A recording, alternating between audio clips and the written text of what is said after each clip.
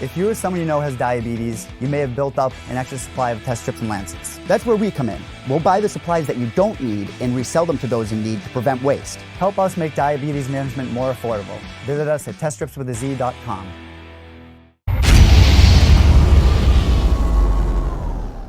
All right, we have Westin Wilson on the program. He is back in action this Friday at LFA 75. You'll take on Bobby King. Westin, how are you, man? I'm good. Just, getting ready for the weight cut. Oh, yeah? What are you weighing at right now, and, what do you have to cut to get to that limit tomorrow? I'm like 159, maybe 158. I haven't checked this morning, but that was what I was at last night. So I assume I'm probably going to be floating around that range. My goal is by tonight to get to 156, then before I go to bed, get to like 53. And then I'll wake up in the morning and do the rest. Is that typical for you to be, 14, 15 pounds away the day before weigh-ins, or is this kind of an anomaly? Usually I'm 10. All right. I'm 10, so about 3 pounds heavier than I normally am, but that's fine. We bulked up quite a bit for this fight. I got up to 180, which is the biggest I've ever been in my whole life. So normally I walk around at like 65, 70. So that's quite a bit bigger for me. So we're a day away from the weigh-ins. We're about 2 days away from the fight, a little more than 48 hours away. How's everything feeling? Outside of the weight cutting, of course, in terms of preparation, getting ready for this fight. How excited are you to get back in there on Friday night? Yeah, so this week, as my coach Jiva Santana, he puts it, it's just dress rehearsal, So everything's just dress rehearsal. It's just going through the motions, and I felt really good last night. I did a couple of flow rounds and everything and felt really good, felt, on point. And it was cool. My little brother, he just started MMA, so I got to do a couple rounds with him and kind of beat him up a little bit. But it's been good. I feel actually really great. My energy at this point is normally not the best, but right now I'm feeling awesome. I think a lot of it has to do with keeping that extra weight. So yeah, I think things are really going well, firing on all cylinders. I'm not feeling kind of beat down and drug out. It's mostly right now for me, it's going to be getting that weight and getting my mind right, and being mentally prepared for everything as well. So it's kind of a rite of passage on this program when I have somebody on for the first time, because I love these stories. They fascinate me because they always come from so many different angles and perspectives. When did you find this sport? How did this all begin for you? Getting into a crazy world of mixed martial arts. You got a fight coming up on Friday. How did this all begin for you? So I was in 5th grade, so it was about 2000, 2001. And my dad works for the DEA, he's retired now. And so I went down to his office for the day in the summertime, and some of the guys had an old UFC tape. It was Tito Ortiz, Evan Tanner, that knockout. And I thought wow, that was really cool. And one of the guys there, he would always be like, 'cause I was really small for my age, so I couldn't, I tried to play football, I tried to play other sports. And he's like, hey, since you're little, wrestling teams always need a little guy. And I was like, okay, cool. So I started wrestling. Then in 9th grade, I got really into MMA. And I told everybody hey, I'm going to do this one day. So fast forward a few more years, we moved to Brazil for my dad's job, and I couldn't wrestle anymore. And I was being recruited to wrestle in college and everything. And so my dad's like, hey, since you sacrificed, I'll let you do MMA in Brazil. So when I was 17, I started training and fighting. And so I was this 17-year-old kid with a wrestling background going in there with all these Brazilians who had no wrestling. And so they just threw me in hey, your goal is to take this dude down. That's all we care about. So I was wrestling at a Brazilian top team in Sao Paulo, and, with all the pro guys. And my whole goal was just take him down, just take him down. And so that's how I really got started. And I've been doing it ever since. Wow. What were some of the things that you learned, training Brazilian top team? Like a lot of people go find like a local gym, in their area. You obviously have a different set of circumstances being in Brazil. You get thrust right in to Brazilian top team, like right off the bat. Like what lessons did you take away from training with those guys? So, there was starting to be a little bit of sliver and breakaway, and this was the Sao Paulo branch. So it wasn't up in Rio with all like the big name guys. But I mean, it was a confidence booster for me because I got to see like some of the best Brazilians down in Sao Paulo, and so like surviving around, you'd be like, all right, I'm good. Like I survived around against this guy, or especially when you're 17 and you're going with adults, like grown men who are bigger than you, stronger than you. And at that point, I mean, I grew quite a bit. I went from like 5'6" to 5'10" in 1 year, and then from 5'10" to like 6'1" in 1 year. So I grew quite a bit over like a 2-year period. And so like my boxing wasn't the greatest. My jiu-jitsu was good. I started picking up Muay Thai, but none of that actually, like, my striking didn't really get great until I actually blew out my ACL and I couldn't grapple anymore. So that's like where I really developed like a good striking base. But yeah, it was a big confidence booster. They put me in a bunch of Muay Thai tournaments out there, a bunch of jiu-jitsu tournaments just to kind of test me. And I kept begging them like, oh, let me do MMA, let me do MMA. And they're like, no, you're too young. Like, we don't want you doing MMA yet. So how old were you when you had your first fight? Are we talking like Muay Thai or are we talking MMA? I'm sorry, MMA. So I went on a 2-year LDS mission. And then when I got to college at BYU, I took 2 more years off just to kind of get used to school because I'm not a great student. And then I got into it. So after a 4-year period, so it was about 23, I took it on a 6-week notice. I was like, I just want to fight again. And I hadn't fought in 4 years.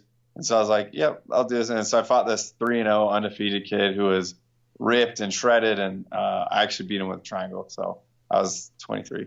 Oh, there you go. And now you get Bobby King this Friday night at LFA 75. How familiar are you with Bobby? I know you guys just fought recently on the same card together at LFA 66, but other than that, how familiar were you with Bobby when you got the name and got the call to compete on Friday? So I've been in the Utah scene way longer than he has, and then I moved out and traveled around, went to Dallas, now I'm in California.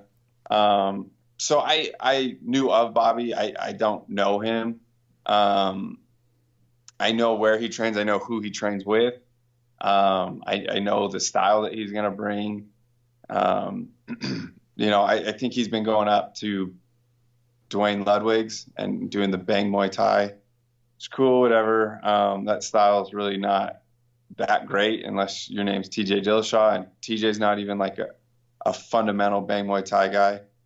And then I think he's been training with Ramsey Ninja, my old teammate. So I'll know what to expect there as well. So it'll be good. I think it'll be exciting. I think he's going to want to stand with me for a little bit. And then after, like everybody who wants to stand with me for a little bit, they'll try to take me down, and we're ready for that as well. It's an interesting matchup, big card, obviously. When you look at you guys on paper with what you guys bring to the table, like what advantages do you see over him overall? Like what? Maybe we'll break it down like this. What's the one thing you're going to bring that he's just not going to have any answer for? He's fought some tall guys. I think though, the tall guys he's fought versus me, I'm very good at distance control. I'm very good at being elusive. So he'll try to hit me. He's not like a heavy aggressive style fighter. Which is even better for me because then I can just set stuff up, feint, attack, and keep him frustrated. And then I don't think he's fought I know he fought Fabio Serrao, who's a 35er in his last fight and a black belt. But I don't even think Fabio's grappling's that great. Like Fabio's not like an aggressive submission guy. So I think he'll be in for a treat if he does go to the ground with me. Especially with Jiva in my corner. I mean, we can attack arms, we can attack legs, we can attack necks. So there's a lot on the ground as well. And I expect towards the end of the fight, he's going to want to go to the ground because he'll be tired. And that'll be his mistake. When you think about how this fight all plays out, what's the constant vision that pops into your head when you see your hand getting raised? How do you see it all ending? I expect this to be a long fight. I very rarely get in 3-round fights. I expect it to go 3 rounds. How the finish happens, I'm not sure. I'm just staying ready for anything. It could be a knockout, it could be a submission, or it could just be a 3-round, butt whooping. It's one of those 3, This will be your 3rd fight this year. If all goes well, you come out of there relatively unscathed on Friday night, you get the victory. Do you want to try to get another one in 2019, or do you want to sort of smell the roses and, enjoy the rest of the year and take some time for yourself? My goal is to have 5 fights in a calendar year. So I want 5 fights before February. So I would like to take another one. And if LFA wants to keep working with me, there is a rematch I want in LFA. Eventually, Andrew Tennyson, my last loss. But no, I took a 7-day notice fight against Charles Cheeks back in November, like 2 years ago. I also had the flu that day, was, puking, diarrhea, everything, like just awful situation. Wanted to pull out, didn't pull out. And that's the fight I want. I want that rematch. So if I get through Bobby King, I'm going to be calling out Charles Cheeks. I'm going to be asking LFA to set it up. I make good money. I'll put up my own money for the fight. I don't care. Like, let's just make that one happen. I dropped him in the first round, tried to finish with that choke, just got really tired, and really couldn't do anything in the second round. He got on top of me. I had no energy, If I fought him again, I'd probably knock him out. Let's just put it that way. Are you a full-time fighter, or do you have, you talked about you make good, you have money, you make good money. Do you work outside of fighting as well? My real job is a product manager at a software company. So I at a startup company too. So I make, I got stock in the company and everything like that. And they're a great company. They support me 100%. They let me come out here, work from remote locations to get my training in and things like that. So yeah, my day actually starts at 6. I grapple with Jiva. I come home. I have breakfast with my girls. I got 3 little girls. And then I go to work from like 8:30 to 4, come home, spend time with my wife and kids.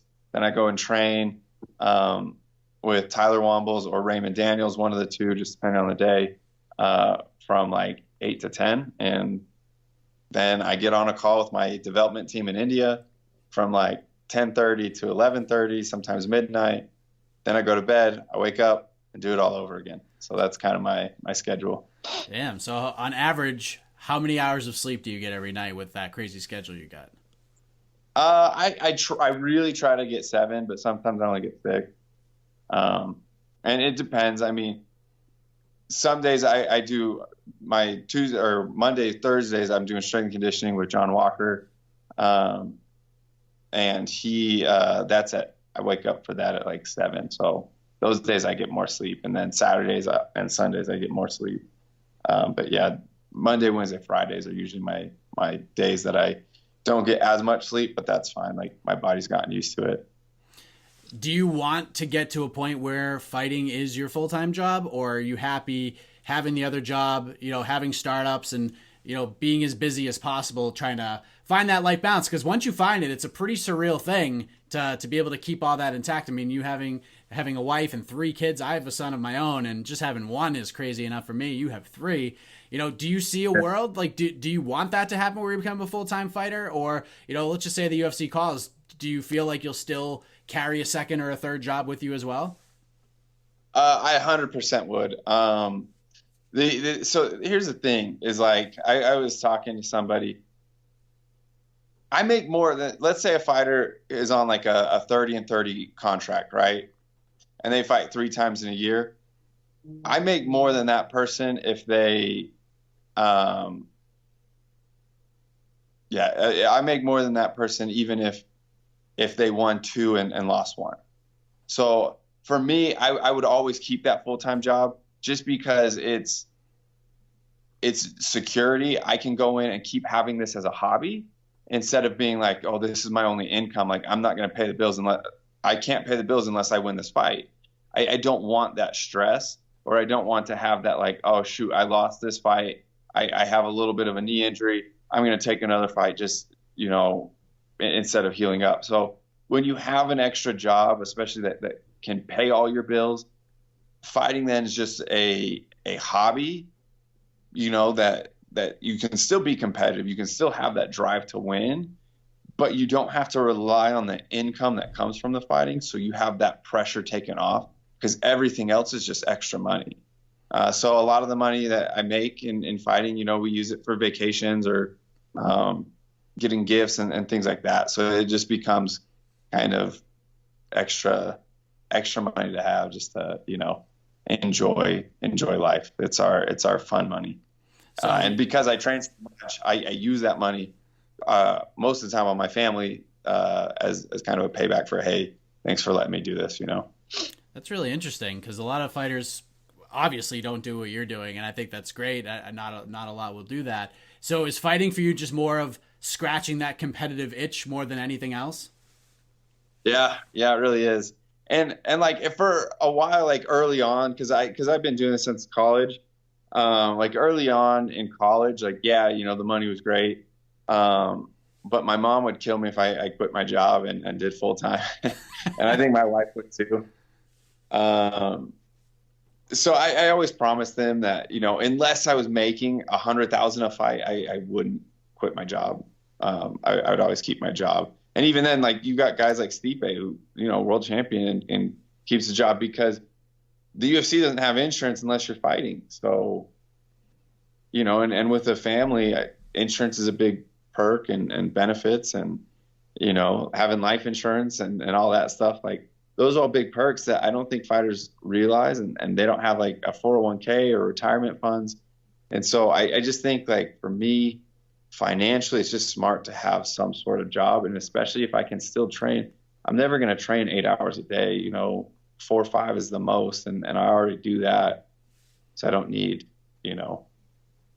I don't know what I would do with all that extra time, to be honest. That's really fascinating. I think a lot of people can learn from you. So hopefully some up and coming fighters are watching this right now and they're thinking, yeah, this is pretty smart right here. But Westin Wilson getting ready for a big fight on Friday, taking on Bobby King, LFA 75. Make sure you check that out on Access TV. Westin, thanks for the time, man. Before I let you go, let the folks know where they can follow along this journey with you via social media. Any shout outs, anything else you want to get off your chest, man? The floor is yours. Yeah. Well, first off, thank you for having me on. I always appreciate working with media guys. You guys give us a platform to kind of share our story. But yeah, you can find me at westinwilson.com. It's my own personal website. I do have a blog where I post a few things. I'm really bad at, this is another thing that I try to juggle. But yeah, Westin, WESTIN, Wilson.com. All my social media links are there. Instagram's at Westin Wilson. Facebook is facebook.com/Westin Wilson as well. So everything is at Westin Wilson. All right, lastly, because I know you're a fan of the sport as well, Khabib, Poirier, who you got on Saturday? God, it's a tough one. I got to say, Dustin's looked really great. He's gritty as all hell. He can, he can wrestle and work on the ground fairly well. So my heart is saying Dustin, my mind's saying Khabib. But yeah, I think Dustin could get the upset. I wouldn't be surprised if Dustin got the upset. Yeah, I'm a big believer in, maybe fate's not the right word, but, timing being everything. And I feel like with everything Dustin's been able to accomplish, the wins he's been able to string together, I feel like there's a part of me that thinks like this could happen. Like this is the time for him to shine and get that victory. But Khabib is just such a monster. And if he gets his hands on Dustin, he's going for a ride. There's just nothing you can do about it. It's a fascinating fight. I'm really looking forward to it. I'm really looking forward to LFA 75 as well. Westin, thanks for the time, man. Enjoy the fight, enjoy the weight cut, and we'll see you on Friday night. All right, thanks, man. Appreciate it.